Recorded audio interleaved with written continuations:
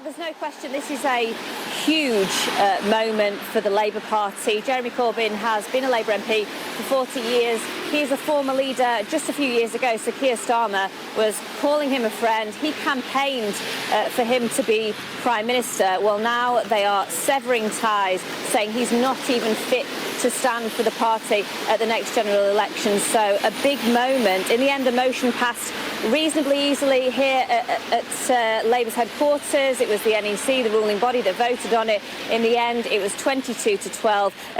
There were some Jeremy Corbyn backers in the room, some of the unions, Momentum, of course. So now this is rubber stamped, it's signed off, this is party policy. Jeremy Corbyn will not stand at the next general election. It'd be interesting to see, of course, how he responds. Well, it's official, from friend to enemy. It's happened, 22-12, which isn't kind of an overwhelming majority, but a majority nonetheless. I'm making kind of light of it, but I guess the question is, should Labour remove Corbyn? I think it's a tough question, but I think you need to kind of separate the morality from the politics. I'm personally a huge fan of Jeremy Corbyn. I think he's a legend. He has been and continues to be a massive force for good in English politics. But is this really part of Kier Starmer's unrelenting march to the right? I'm not so sure. If you just brass tacks, the 2019 general election, Labour Party managed to secure a tiny number of seats. I believe it was the lowest number since 1935.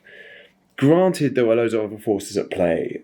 It wasn't just the Reds versus the Blues. There was Brexit going on. There were lies banded around. Boris didn't purely win because he was part of the tip of the Tory spear. But I think if it was a morality race, I think you'd be hard pressed to find anyone who isn't a far right nut job who would vote for Boris Johnson over Jeremy Corbyn. And that's just not what we saw, right? We saw the Tory party gain an overwhelming majority. So I'm not saying that morals aren't important in politics, but what I am saying is that we know that it's the media who in large decides who the leader of the country is and who the next leader of the country is going to be. It's a terrible system and it needs change, but it's not going to be the opposition who are going to start that ball rolling. If we really want someone with a red tie to get his hands on the levers of power, then we need to be pragmatic about this. We need to have a game plan that takes into account that the Tory client media aren't going to just lay down and let Labour walk into Downing Street. So what's the best way of fighting back? Maybe, as much as it pains me to say it, maybe instead of having a bigger and better weapon, maybe it's more about removing the other guy's weapon. We've all seen what the far right were able to do with Corbyn's reputation whilst Boris was comparing hijabs to letterboxes. They completely ruined him. The amount of mud that's been thrown unfairly, I think, at Jeremy Corbyn is outrageous. But we've also all seen the PMQs where the Prime Minister has constantly brought up the unions or Corbyn as a defence, or indeed as an attack against the opposition.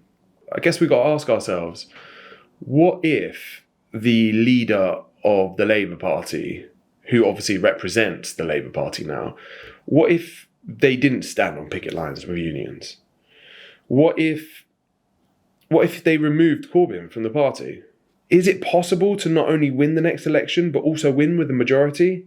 I know that's not going to instinctively sit right with many people, but that Machiavellian approach just might be the ticket to real change long term. Yeah, Corbyn might be the hero that the UK deserves, but not the one it needs right now.